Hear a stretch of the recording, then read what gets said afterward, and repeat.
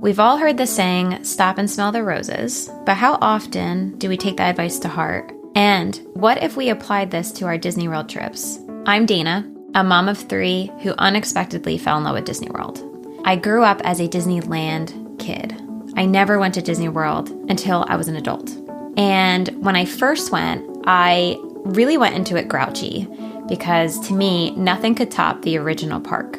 And I never would have guessed that over the years, especially once our daughter was born, and now 2 more kids later, I've really fallen in love with the planning of our trips the most. As we started visiting more, and this topic came up with my friends at drop-off or at work, I found out that people kind of fall in 2 buckets. They either really, really love Disney World, or they complain about it was being too hot, too crowded, expensive, and really hard to plan for.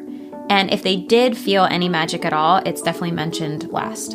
And I think this happens because for a lot of us, we have so much riding on this trip, and we feel like we have to rush from one thing to another to get the most out of it.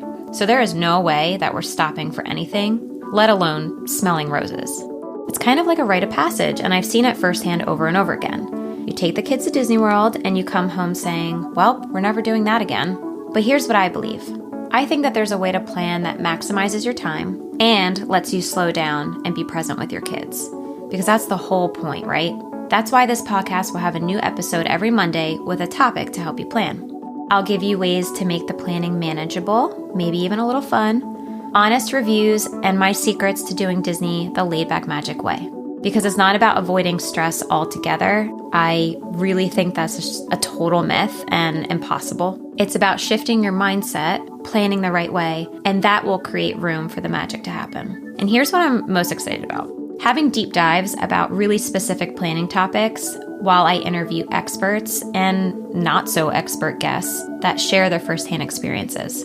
So whether you're dreaming of your first trip or your 100th, I'm here to help you plan it the laid-back magic way, one step at a time.